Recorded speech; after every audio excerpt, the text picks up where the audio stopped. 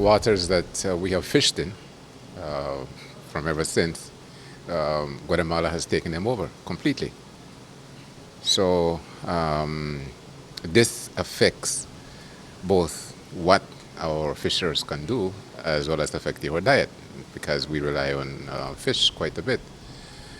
Um, it was bad enough when there was still a belief among us that Sarstoon was the border, meaning that we would fish only close enough to the Sarstoon.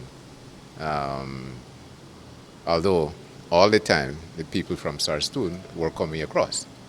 But what has happened now with Guatemala practically closing the Sarstoon from us is that the area that we used to fish, which used to be a little further away, has been closed to us. And again, this is what I was saying earlier, that it has made quite an impact on our food as well as what our fishers could be doing. And this has happened only within the past few weeks, a week or so ago. And I don't think that this has been expressed enough for the rest of Belize to understand. And Will Mahia, the BTV, whatever you think about what they're doing, is the one person, the one institution that has said over and over again, look, this is a crisis and it's affecting immediately Barranco, but it's affecting the whole part of southern Belize and the rest of Belize for that matter. The implications of the conflict that we have, it goes deeper.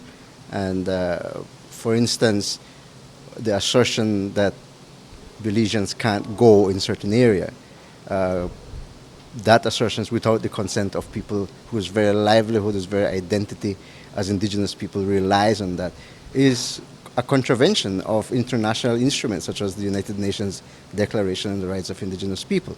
And I think this is a factor, an element that we must focus on, and our government needs to draw more attention to that when we're looking for solutions to those areas. These are not just vacant seas, vacant waterways, or vacant land. These are land that, in its very essence, defines the diversity that we have in Belize, and there is a commitment on the part of our communities along those borders to do our part in making sure that we continue to harmoniously exist with our neighbor without having to go through the process of suffering yet again a historical annexation from our lands and from our territories. Those are the very things that we don't want to see being repeated.